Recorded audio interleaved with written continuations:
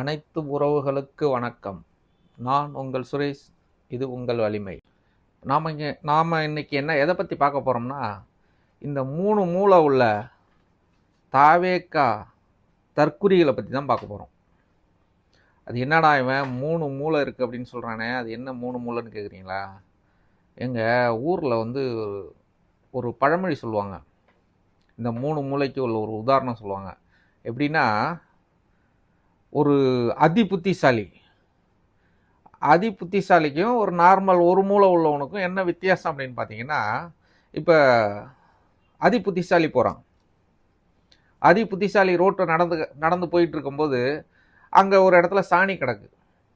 அந்த சாணியை மிதிச்சிடறான். மிதித்த உடனே அவன் என்ன பண்ணுவான்? அந்த அதி புத்திசாலி எப்பயுமே அது சாணி, அதை மிதித்த உடனே அது என்னன்னு பார்ப்பான். பார்க்கறதுக்காக வேண்டி காலில் மிதித்ததை எடுத்து தொட்டு மோந்து பார்ப்பான். ஸோ இந்த அதி புத்திசாலிக்கு மூளை எத்தனை இடத்துல இருக்குது? 3 இடத்துல இருக்குது. எப்படின்னா, காலில் ஒரு இடம், கையில் ஒன்று, மூக்கில் ஒன்று. இதனால தான் அதி புத்திசாலின்னு சொல்கிறது. இதே நார்மலாக ஒரு மூளை உள்ளவன் என்ன பண்ணுவான்னா, மிதித்த உடனே ஆஹா சாணியில் மிதிச்சிட்டோமா அப்படின்னு காலை உதறிட்டு போய் காலை கழுவிட்டு அவன் போயிட்டுருப்பான். ஏன்னா அவனுக்கு அதுதான் சாணிங்கிறது தெரியும். இந்த புத்திசாலிக்கு சாணியை கூட தெரியாமல் ஒரு அரசியல் பண்ணிக்கிட்டு இருக்காங்க.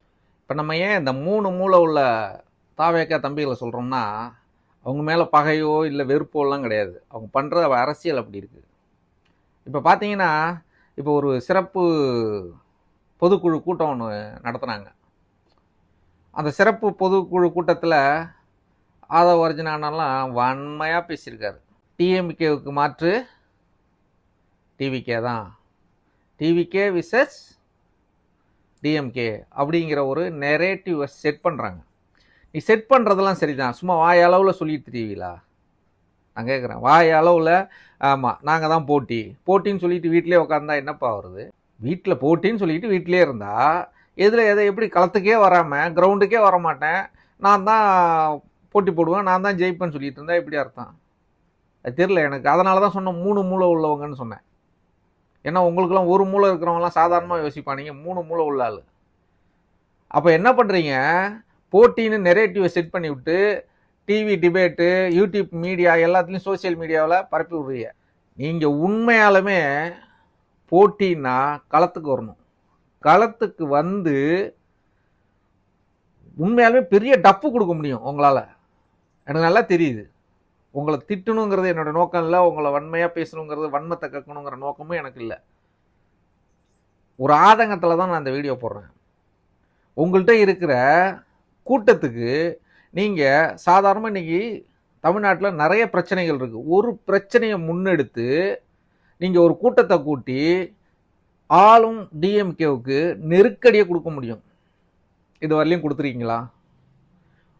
ஏதாவது ஒரு நெருக்கடி கொடுத்துருக்கீங்களா? நெருக்கடி கொடுத்தீங்கன்னா, கூட்டம் அதிகமாக கொடுச்சுன்னா, இப்போ நீங்கள் உங்களுடைய சொந்த விஷயத்துக்கு போனீங்க, பரப்புரைக்கு ரோட் ஷோ போனீங்க, அதில் நடந்த விஷயங்கள் எல்லாருக்கும் தெரியும். அதை திரும்ப அதை பேச வேண்டிய அவசியம் இல்லை. நீங்கள் மக்கள் போராட்டத்துக்காக ஒரு இடத்துல நீங்கள் கூடும்போது, போராட்டத்தை முன்னெடுக்கும்போது, அங்கே ஒரு பெரிய கூட்டத்தை கூட்டினா பெரிய சட்ட ஒழுங்கு பிரச்சனை வரும். அப்போ அது டிஎம்கேவுக்கு நெருக்கடியாக இருக்கும். அந்த நெருக்கடியை ஏன் கொடுக்க மாட்டேங்கிறீங்க? கொடுக்கலாம்ல. ஒன்லி எக்ஸ்தலத்துலேயும் யூடியூப்லேயும் அரசியல் பண்ணிக்கிட்டு இருக்கீங்க.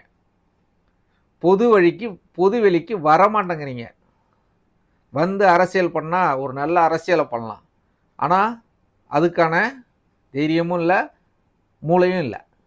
ஏன்னா 3 மூளை உள்ளவங்க, ஒரு மூளை உள்ளவனாக இருந்தால் தெரிஞ்சிடும், இந்த இடத்துக்கு போகலாம், இங்கே போராடலாம், இப்படி போராடணும், அப்படி போடணுன்னு. அதே போலீஸ் வந்தால் ஓட்டத்தை எடுத்துடுறீங்க. தாம்பார் ஓட்டம்னு சொல்லிட்டு போலீஸை பார்த்த உடனே ஓட்டம், ரன்னிங், மராத்தானில் கலந்துக்கலாம் நீங்கள்லாம் போயிட்டு. இப்படி முன்னெடுத்தா எப்படிப்பா? அதனால தான் சொல்கிறேன், 3 மூளை உள்ளவங்க பூரா உங்கள் கட்சியில் தான் இருக்கான்.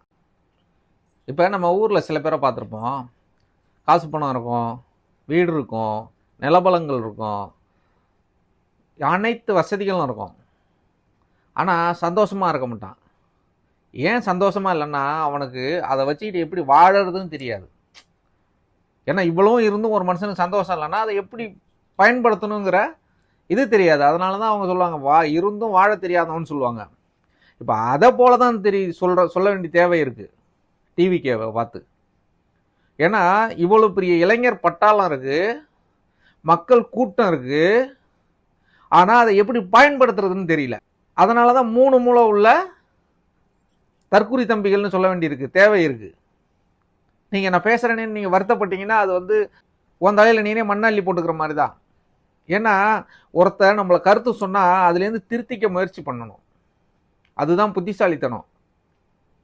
அதை விட்டுட்டு நீ என்ன சொல்லிட்டியே அப்படின்னு சொல்லி இது அவதூறு பரப்பக்கூடாது. இல்லைன்னா உருவ கேலி பண்ணுறது, இல்லைன்னா அவதூறு பரப்புறது, இது மட்டும்தான் தெரிஞ்சிருக்கு. அதனால தான் பக்குவம் இல்லைன்னு சொல்கிறோம், வேற ஒன்றும் காரணம் கிடையாது. நீங்கள் வாங்க, ஆட்சி அமைங்க, ஆளுங்க, தமிழ்நாட்டை ஆளுங்க, சிறந்த மாநிலமாக ஆக்குங்க, தேனாரும் பாலாரும் ஓடட்டும், வாழ்த்துறோம், தப்பு இல்லை.